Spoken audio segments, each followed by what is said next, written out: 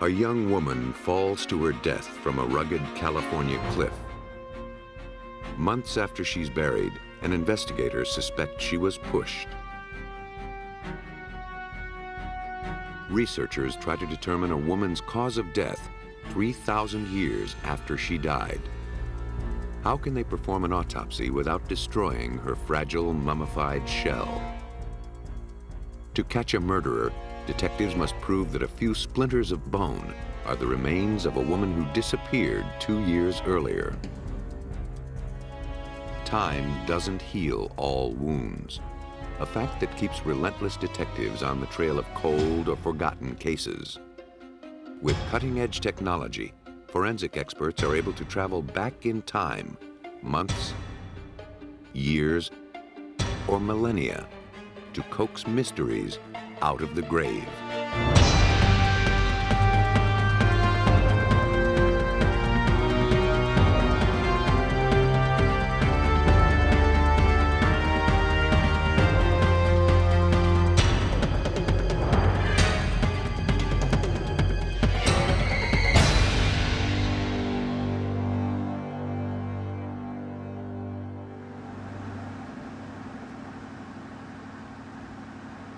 From San Diego to San Francisco, California's coastal highways are some of the most magnificent drives in the world. Heading north, stretches of glittering sand and crowded freeways gradually give way to a vastly different landscape. As Highway 1 winds through the Monterey Peninsula, mountains collide with the sea in a majestic alliance of power and beauty. In Big Sur, California, the huge sky and boundless Pacific Ocean seduce visitors to the edge of the dizzying cliffs for a breathtaking view of the edge of the world and a snapshot by which to remember it. But sometimes the pull is too strong.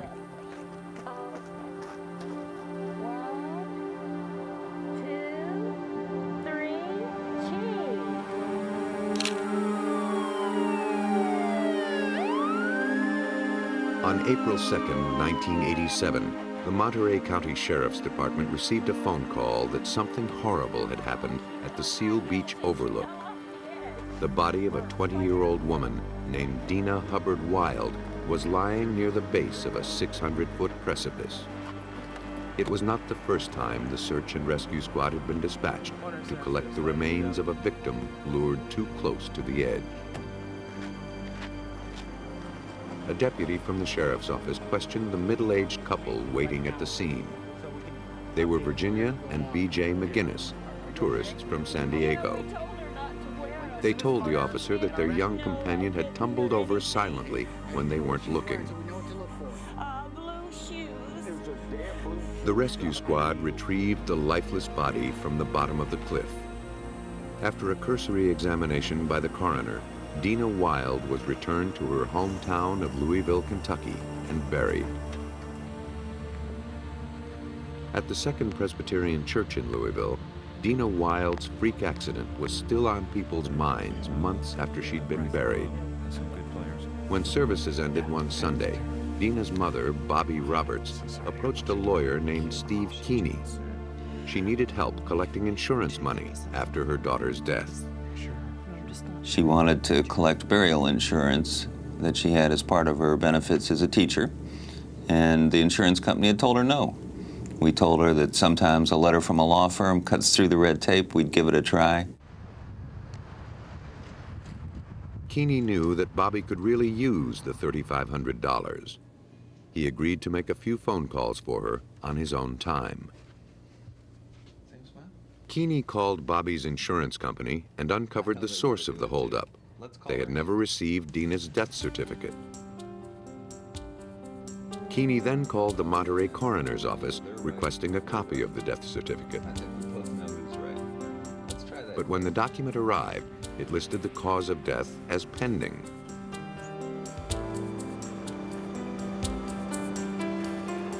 Because Dena's death was presumed to be an accident, the rescue team had done little beyond retrieving the body.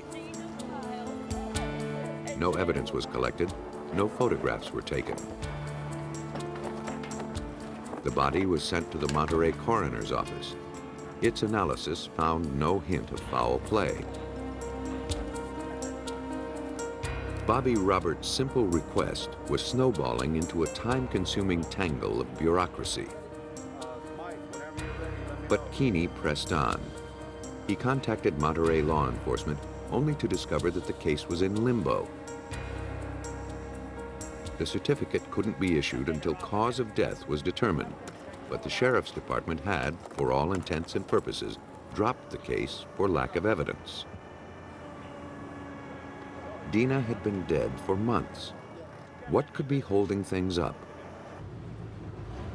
Keany called Bobby's insurance company again to see if there was some way of expediting Bobby's payment. When we called back, we stumbled into a fact that we never expected. That was that there was life insurance on Dena in someone else's name, and they had made a claim for that policy. The amount that you're looking for is $35,000? That claimant was none other than Virginia McGinness, the woman with whom Dena had spent her final hours. Just a day before Dena's death, Virginia had taken a $35,000 policy out on the young woman. The day after Dena's death, she had tried to cash in. In Keany's mind, Dena's accidental tumble was swiftly transforming into something more sinister. But without a witness or a body, how could he distinguish between a tragic fall and a push? Ask yourself, how do you prove someone was pushed off a cliff? Imagine you're standing at the edge of the cliff and you fall. Think of the injuries. You'll be battered, there'll be broken bones, there'll be bruises on your body will end up at the foot of the cliff. And now put yourself back at the cliff and imagine you're pushed. Same thing, right? Same bruises, same broken bones. Well, not quite.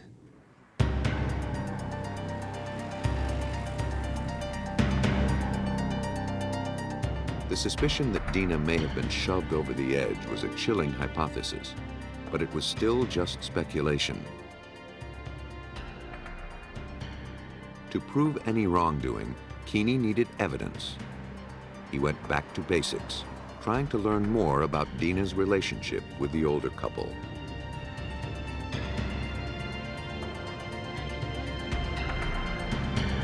Virginia and B.J. McGinness, the parents of one of Dena's friends, had taken her into their San Diego home after she was separated from her husband. Dena's loneliness was relieved in the fun-filled months she'd spent with her surrogate parents.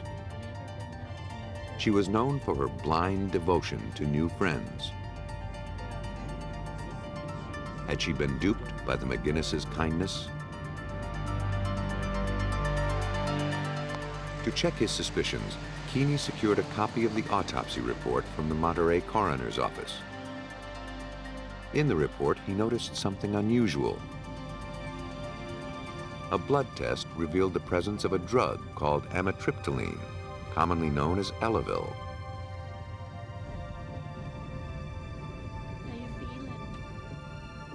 The antidepressant had never been prescribed to Dena. It had, however, been prescribed to Virginia's husband, B.J.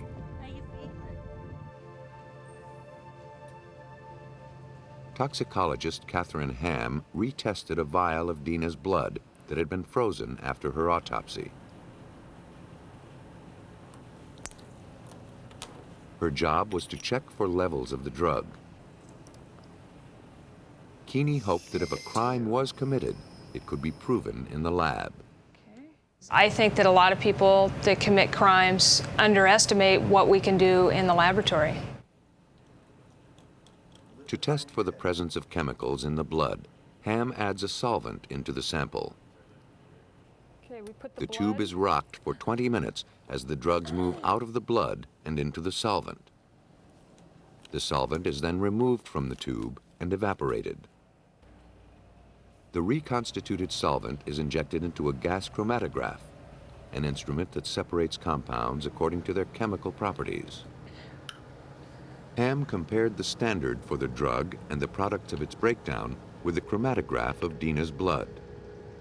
They matched. Having been frozen for so long, Dena's blood was degraded.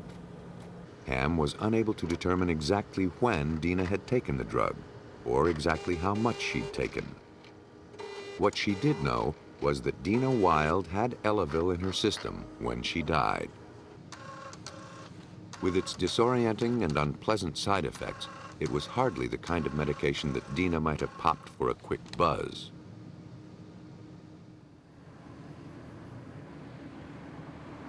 People taking the drug are usually stricken with weakness, nausea, and dizziness.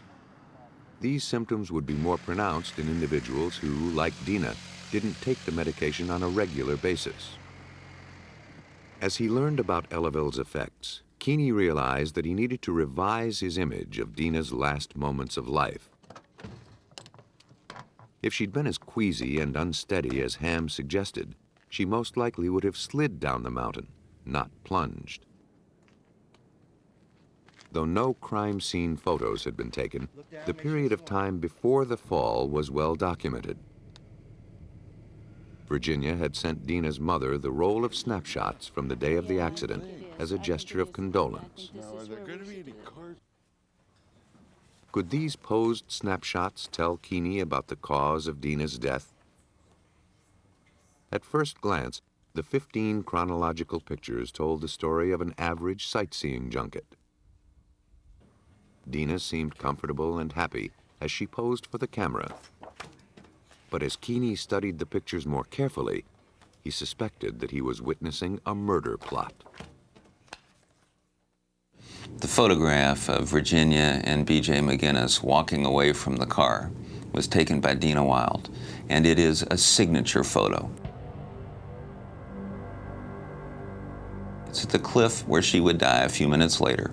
It's when the Elavil has kicked in and she knows something's wrong.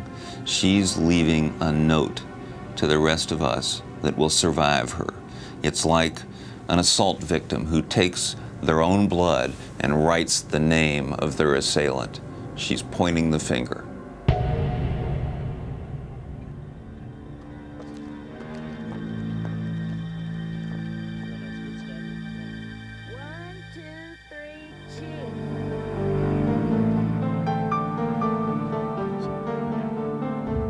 The Elavil had clearly taken effect in the subsequent picture. Dena's bright eyes had grown dull. Her features slackened. She seemed unable to stand on her own. That's great. 1,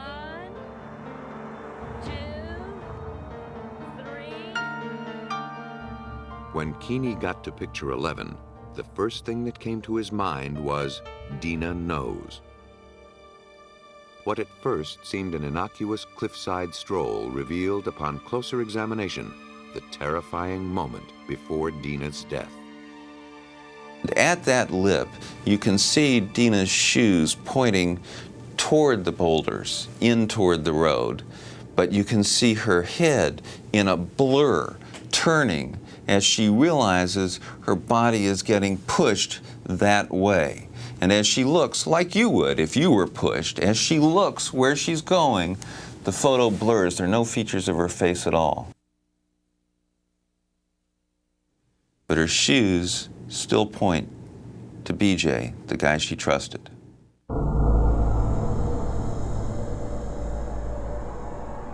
Moments later, she would be dead.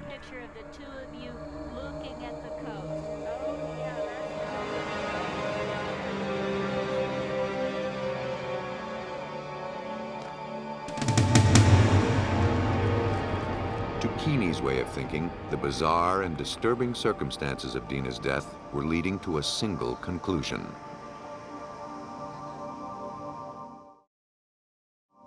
Once you know a 20-year-old dies with 55-year-old strangers at her side, and you know that those strangers bought a life insurance policy on her, in your heart, don't you believe that that's almost bound to be a murder? Armed only with a handful of photos and a hunch, Keany was a long way from proving murder. He knew he would need some help.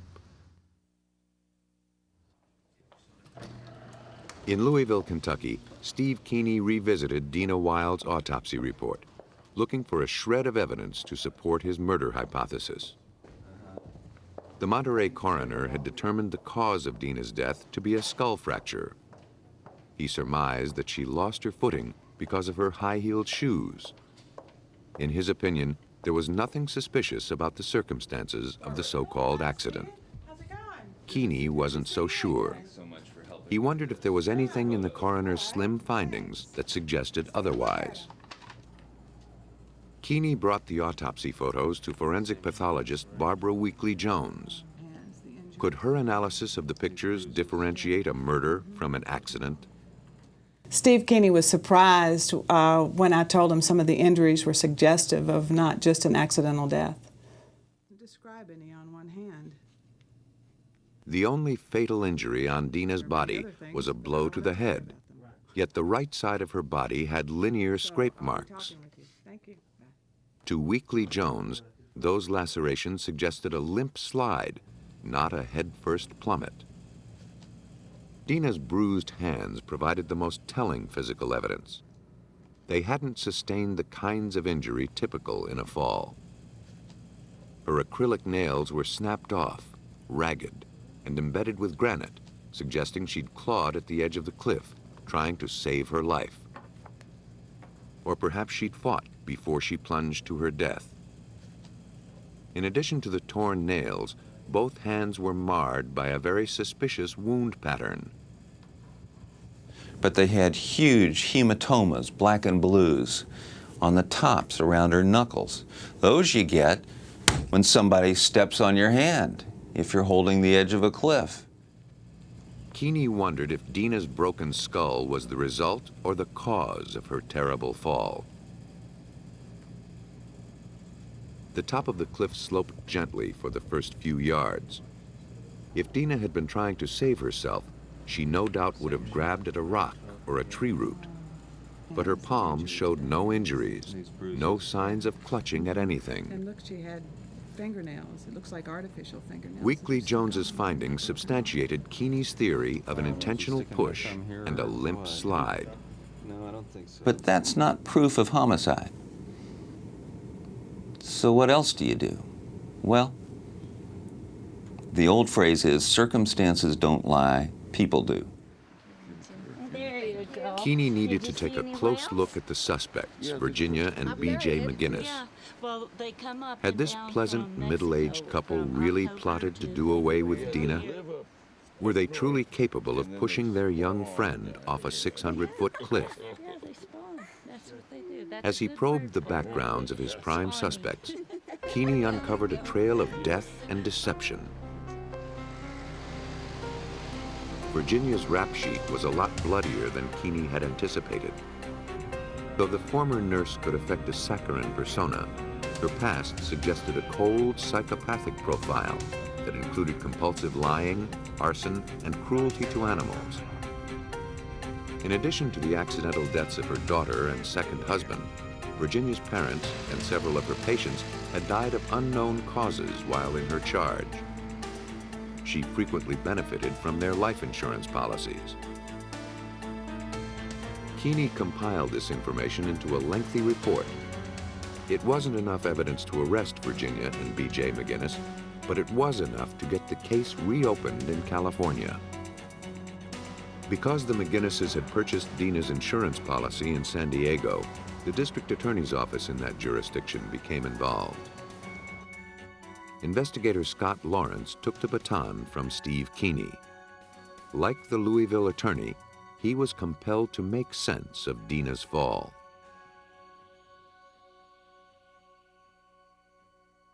But Dena's case didn't have the benefit of much physical evidence. Lawrence attempted to disprove the theory of an accidental tumble by recreating Dena's trajectory. It was more than a year and a half after Dena's death, so any blood or geographic disturbance from her fall would have been washed away. The only thing Lawrence knew for sure was where she landed. What he needed to determine was where the fall started. Well, one of the things that we had to look into was where we knew she was last standing at this turnout, almost within a few feet of where I'm at. That's based upon testimonial evidence as well as photographic. Based on Lawrence's assessment, this wasn't a place where a person was likely to lose her footing, even in high-heeled shoes. The ground was relatively flat and solid. Now, Lawrence could recreate Dena's path down the cliff. Though he was a novice rock climber, his fierce commitment to the truth compelled him down the cliff face with a video camera in hand. From his topographic analysis, Lawrence believed that Dena was dead or near death when she lost her grip on the edge of the overlook. For one thing, the first section of the cliffside was not a sheer drop. Had Dena accidentally fallen here, she probably would have been able to stop her descent.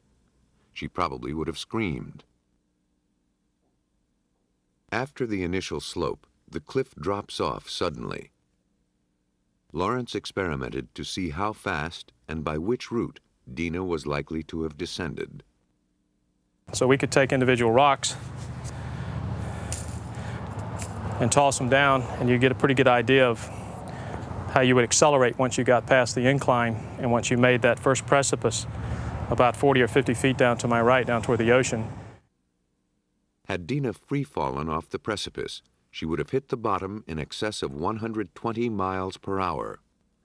Yet her body was in one piece, with no tumbling marks and relatively few fractures. Lawrence's research corroborated Weekly Jones's analysis of the body. Dena went down the cliff in a slow, limp slide, not an accelerating, high-speed tumble. Lawrence's careful recreation of the fall didn't jibe with the story relayed by the McGinnesses. So we tried many ways to interpret what could have happened, and the bottom line is there's always unknowns, and the people that know aren't talking. By September of 1989, police gathered enough incriminating evidence to arrest the McGinnesses. For the trial, the cliffside overlook was transformed into an outdoor courtroom. Scott Lawrence's careful recreation had a profound impact on the jury. The odyssey begun in Steve Keany's office ended when the jury found Virginia McGinness guilty of conspiracy, first-degree murder, insurance fraud, forgery, and murder for financial gain. She was sentenced to life in prison without the possibility of parole. B.J. McGinness had died of pneumonia before the trial began. The inconsistencies in the so-called accidental death of Dena Hubbard Wild had been untangled to reveal a cold-blooded murder, despite the fact that neither the body nor the crime scene had been preserved. For experts hoping to solve old murders, keen analysis of the meager traces left behind means the difference between overdue justice and a death that is forever lost in time.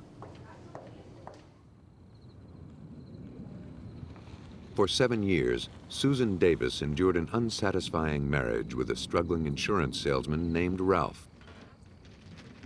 Leaving was always on her mind, but she never got very far from their Columbia, Missouri home.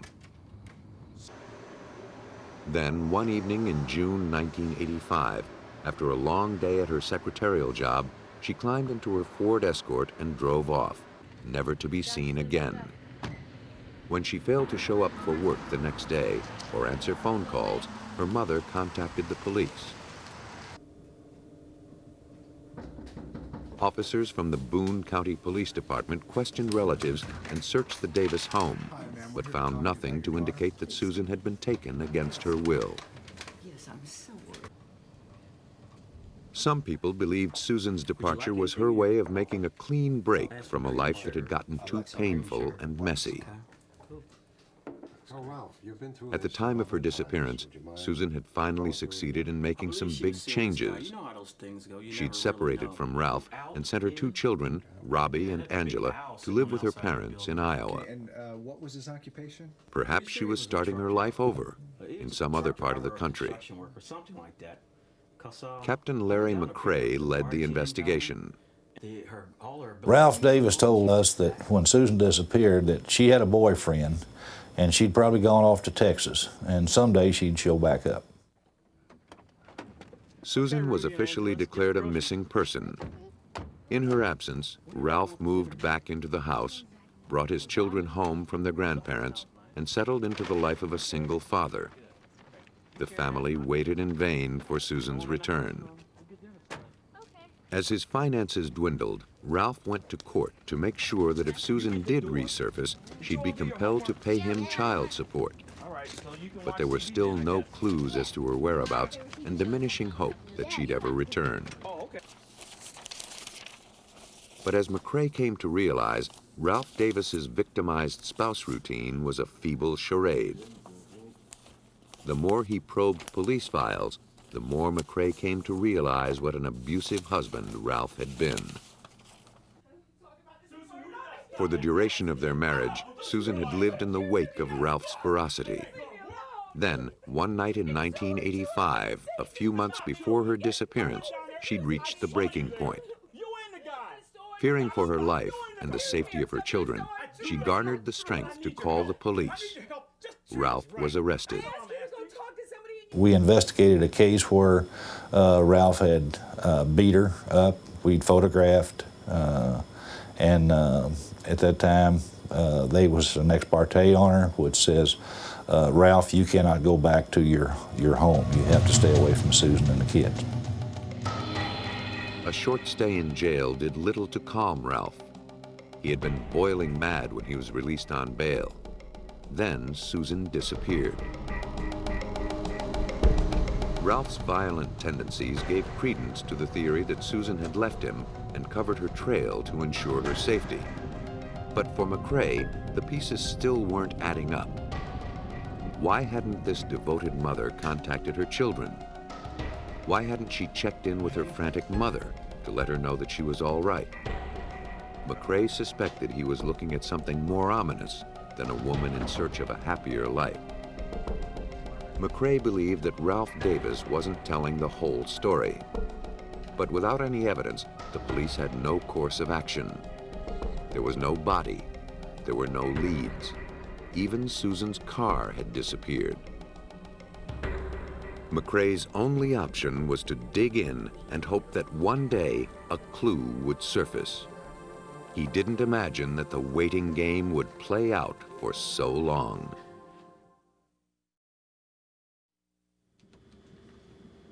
It had been 2 years since Susan Davis climbed into her car and vanished. Whether she left town intentionally or met a horrible fate remained an unanswered question. Captain McCrae's investigation met a dead end. Then one day, the owner of a storage facility took the locks off a unit rented by a customer who'd stopped paying his bills. Inside was a Ford Escort with the driver's side window blown in. The name of the delinquent customer was none other than Ralph Davis. That's McCrae. Captain McCrae was contacted. A quick run of the vehicle ID and tags confirmed it was Davis's car. McCrae took a look inside and was struck with a terrible sight. When we approach the car and we look inside of it, we're pretty sure that somebody died in that car. Blood and tissue spattered the dashboard, seats, and visors. Glass shards mingled with spent bullet shells on the car floor. 2 feeble air fresheners added a grim irony to the grisly scene. After 2 years of sitting on his hands, McCrae could finally move in on his prime suspect, Ralph Davis. Davis came up with a story to explain away the car. Before blowing out of town, he said, Susan had paid him one last visit. She was armed. Ralph overpowered her, pulled her out of the car, and climbed behind the wheel. As he drove away, he claimed, Susan smashed the window with her arm, bloodying the glass. The implausible account did little to explain how bits of body tissue got into the car. Davis was arrested. Experience told McCrae that he'd just detained a brutal murderer, but proving that in court would be another matter, especially when the crime scene was 2 years old. A successful forensic investigation would take a two-pronged approach. First, McCrae's team would have to establish that a murder had in fact taken place in the car, and secondly, they'd have to identify the victim. McCrae believed he was looking at the remains of Susan Davis, but he was a long way from proving it. From the pattern of blood in the car, preliminary crime scene reconstruction determined that the victim had been shot inside the vehicle. On the floor of the car, we found glass, basically moving inward, which would indicate that a shot or something had gone through that and from the outside. As we looked at the glass, we found that the glass was on the floorboard, and on top of the glass was blood. It seemed that the shot came through the window, striking the driver in the head. The force sent the victim toward the other side of the car, crashing first into the rear-view mirror hard enough to crack the windshield.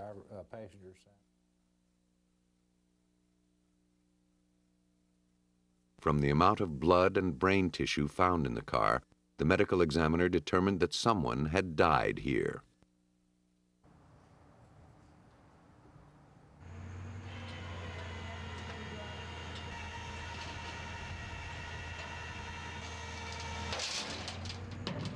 The automobile was towed to a private storage lot where McCrae's team could try to make sense of the disarray.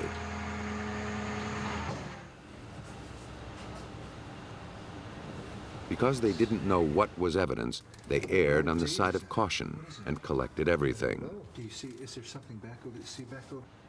Armed with specialized tools, apparel, and collection bottles, the investigators began to take the car apart, piece by piece, carefully cataloging each fragment of bone, tissue, and each smear of blood. Bullets were dislodged from the interior of the car. They matched shotgun shells found in Ralph Davis's home. A vacuum with sterile filters was used to collect the tiniest pieces of evidence. Like high-tech car vandals, the team stripped the escort down to the bare bones, bagging everything from the steering wheel to the carpeting for further analysis.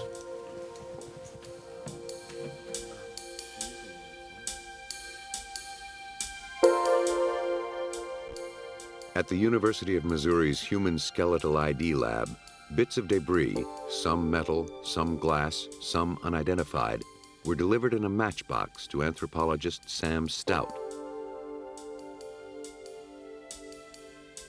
If human bone fragments were present in the jumbled findings, Stout would know how to unlock their secrets. My work as an anthropologist was probably important in this case because as anthropologists we're often called upon to analyze bone specimens. We're probably the most familiar with pieces of bone, fragments of bone, whether it be a 2 million year old fossil to a modern cemetery. 33 fragments, none longer than a quarter inch, were separated into little plastic caps. Bone specimens to embed in plastic and then we'll, Because the findings were so small, it was nearly impossible to determine by sight whether they were bone. To be sure, Stout needed to examine the samples under a microscope. First, they needed to be prepared for viewing. To make slides, Stout's assistant embeds each fragment in plastic. As the air in the vacuum chamber is drawn away, the plastic impregnates the sample, then hardens. The embedded specimen is cut into slices as thin as cellophane. Each slice is then smoothed and placed on a glass slide for viewing.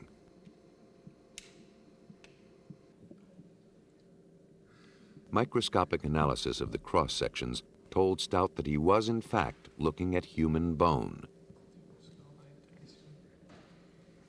Stout knew where the fragments came from, a human skull. Dr. Stout had determined that the meager scrapings from the floor of Susan Davis's car were in fact human facial bones. Now he wanted to see if there was anything unique about the bone fragments that could tie them to Susan Davis and her death. Stout noticed that there were some smudges on the bone fragments. He sent them to the geology department at the University of Missouri lab. A scanning electron microscope revealed that traces of lead had been embedded in the bone. The presence of antimony indicated that gunpowder was involved as well. This victim had been shot. The close scrutiny of these fragments was turning the cloudy details into a vivid portrait of murder. But how could Stout link the bone to Susan Davis? Stout noticed an odd characteristic. Beyond the lead smudges was another lighter discoloration in the bone. In Stout's experience, that pattern indicated that the victim had been taking tetracycline. To test for the antibiotic, he exposed the bone to fluorescent light. If the drug were present, the bone would glow. We saw the actual fluorescing of tetracycline, and upon seeing that, I suggested that they examine the records to see if Susan Davis had a prescription for tetracycline. Dr. Stout estimated that the victim had been taking the drug for at least 3 months before death. McCrae knew from the original search of Susan's home that she'd been prescribed tetracycline at the time of her death. Stout had shown that the remains in the car were from the face of a person who was taking tetracycline. But McCrae needed irrefutable proof that this was Susan Davis. Without it, Ralph Davis would likely go free. The missing link was, whose body was it? We all felt that it was Susan, but that's not evidence that you can take to court. No murderer in the state of Missouri had ever been convicted without a body, so McCrae had a double burden. Before he could prove that Ralph Davis was a killer, he'd have to prove that Susan Davis was the victim. The finishing touches of the investigation would have to be drawn in blood.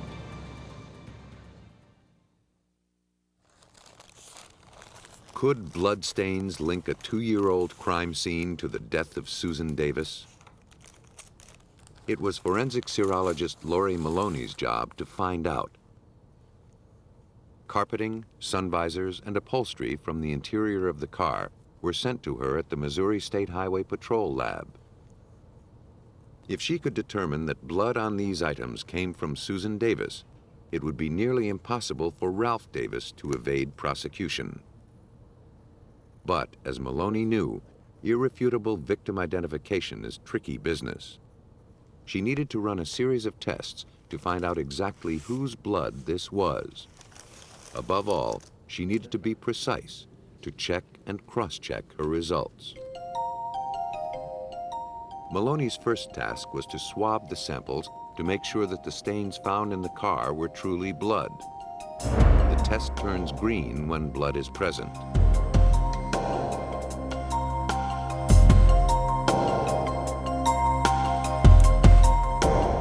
Maloney then needed to confirm that the blood was human. She added human antibody to the samples. When human blood and human antibody come in contact, they react, forming a thin white line.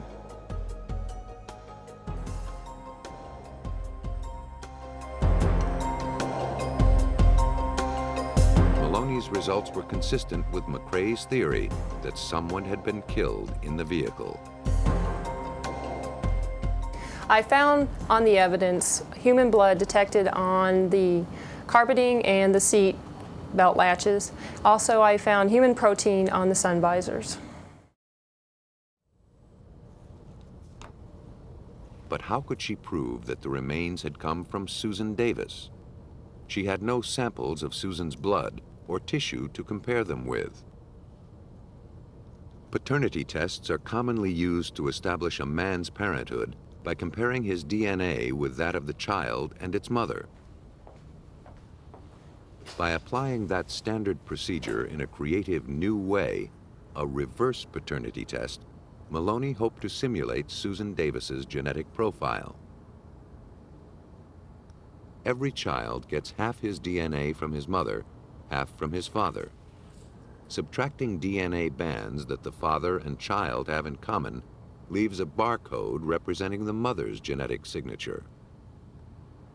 The remaining bands would then be used to compare to the crime scene evidence, and if those were matching to the crime scene evidence, the blood could have originated from the mother, Susan Davis. Using this procedure, Ralph Davis's DNA pattern was subtracted from his children's. The resulting bands were a close simulation of Susan Davis's genetic fingerprint. This banding pattern matched the samples found on the Ford Escort's carpet. Susan Davis had been killed in her car. The ghostly fingerprint of a woman who'd vanished years earlier was returning to solve her murder. What I think happened to Susan Davis was that she was going to leave this area to some safe haven because of Ralph's harassing her, stalking, and she was packing her car, backed up to the front of the house, loading her clothes in it when Ralph came around the house. She saw Ralph, got in the car, locked it up, and Ralph came up and shot her through the driver's side window. Thanks to astute forensic analysis and an exacting recreation of the grisly death scene, prosecutors convinced the jury that Ralph Davis had killed his estranged wife in her car. It was a landmark decision in Missouri, one that saw Ralph Davis get the death penalty, even though the whereabouts of his victim is a mystery to this day. In the Susan Davis case, investigators had to revisit a crime that happened 2 years earlier without the benefit of a body. In Canada, investigators faced a similar but even stranger challenge: to determine what killed a woman 3,000 years ago. They had the body, but to touch it would be to destroy it. At the Royal Ontario Museum in Toronto, a mummy named Jedame-Sank, or Jed, has stood in silent vigil for decades. Her secrets wrapped tightly inside her delicate sarcophagus. Museum visitors and scientists alike are fascinated by her mysterious beauty and eager to know more about how she lived and died. From the elaborate drawings on her cartonnage, the shell of linen and glue in which her mummy is encased, we know only scattered details of her life. Nearly 3,000 years ago, Jed, a musician at the Temple Amun-Re, lived a prosperous life on the east bank of the Nile. The soul that she will not want. Ancient Egyptians celebrated life after death, but it could only be attained if they departed this world in the prescribed fashion. The journey to the land of the gods would be strenuous and dangerous. In order for the soul to survive the trip, the body needed to be strong.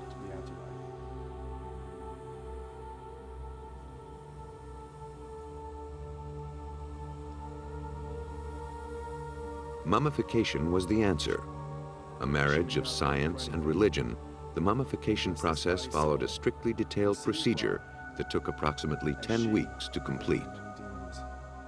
After death, the body was cleansed and anointed. A single slit was made in the abdomen. Then the internal organs were removed and preserved in jars. Natron, a powdery drying agent made up of salt and sand, was heaped over the body. In the arid heat of the Egyptian sun, the body would completely desiccate in 40 days. The skin was rubbed with oils and resin to keep it supple. Linen stuffing was inserted in the body cavities to maintain lifelike contours. The corpse was adorned with makeup and funerary jewelry. Then the arduous task of wrapping began. In an effort to know more about these ancient people, many researchers, like pediatrician Peter Lewin, have found themselves compelled to unwrap the mysterious packages. In the olden days, we would break up this casket, tear off the bandages of the individual inside who's mummified, break up the tissues to examine genetic material, chemistry, and any diseases, and in essence destroy a mummy, which is invaluable to humanity. Lewin grew up in Egypt and has maintained a lifelong fascination with mummies. Today, in addition to his work at Toronto's Hospital for Sick Children, he is a leading researcher in the field of paleopathology. Paleopathology is really the study of diseases of ancient man, and that can be done by examining the bodies themselves, and also can be done by the latest use of X-ray technology. How could Dr. Lewin see into the life of this mummy and learn why she died without desecrating the sanctity of her death? X-ray technology, known as computerized axial tomography, or CT scanning, was the answer to Lewin's dilemma. The machine produces cross-sectional images of the body without touching it. When the slices are stacked together, a three-dimensional image is rendered. Dr. Lewin was assisted by CT technician Stephanie Holoka. Lewin, who pioneered the use of the technique to slice into mummies without using a knife, first scanned Jed in 1978. But the technology was in its infancy, and he was barely able to distinguish the ancient body from the dense packing material. Nearly 20 years later, he was ready to try again. Because the patient was already dead, Holoka didn't need to worry about radiation levels. That freedom enabled her to take numerous pictures at very small increments. She scanned the body in 5mm slices and went to 3mm increments for the head and neck. Even greater detail was used to image the ears and eyes. 300 two-dimensional images were taken during the 4 hours of scanning. Glimpses of Jed came through in these X-rays, but it wouldn't be until they were stacked together that the ancient woman would truly come to life.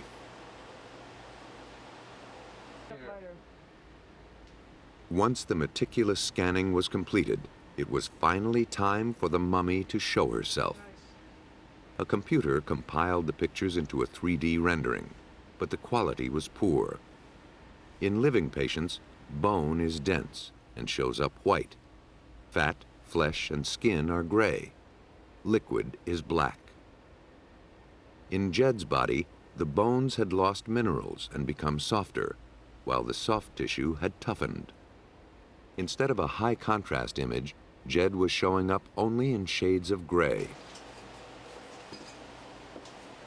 This low-contrast problem meant that Holoka would have to painstakingly render the images slice by slice.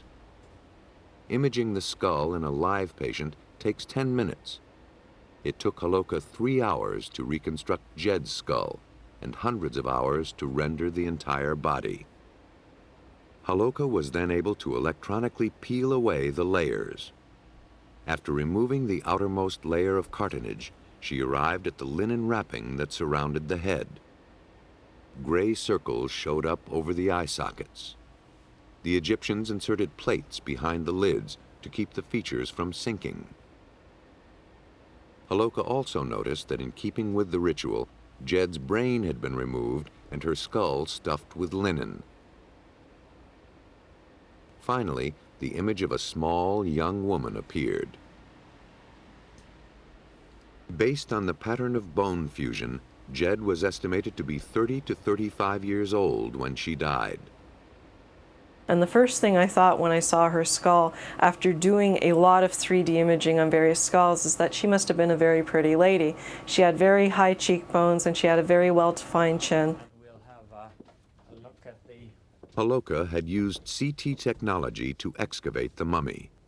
Now, Lewin wanted to know what killed her.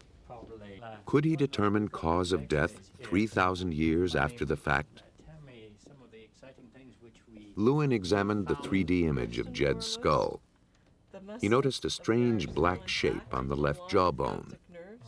The gaping hole, he realized, was an enormous abscess. Hard as it is to believe, Jed had died from dental disease. Ancient Egyptians were prone to dental disease because of their sandy, coarse diet and their love for sweets. In Jed's case, the outer enamel on 24 of her 28 teeth had worn away, exposing the sensitive dental pulp and the root. Exposed roots are acutely painful. They also become infected easily. Jed's infection was spread from the root canal to the bone, where it caused several abscesses. Lewin surmised that the large pus-filled cyst probably burst, spreading infection throughout her body and poisoning her blood. It was probably an agonizingly painful, drawn-out death. She probably died a very, very miserable death due to genital infection, which originated from this basically dental abscess of her left upper jaw.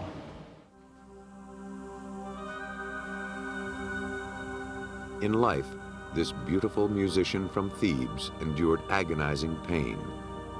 In death, thanks to the pioneering efforts of Dr. Lewin's team, she has finally achieved the kind of celebrated and dignified afterlife her culture held so dearly. With this type of imaging, really, we have pioneered the use of that sort of technology which is non-destructive and which gives us tremendous information in relation to diseases of ancient man.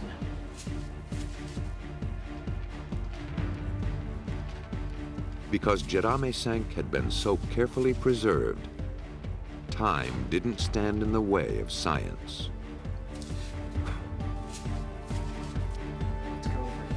Detectives who lure truth from the murky past are constantly fighting against the ravages of time. Today, science is their greatest ally in that battle. Armed with the latest techniques, forensics experts are winning the war against time, liberating lost and forgotten voices from beyond the grave.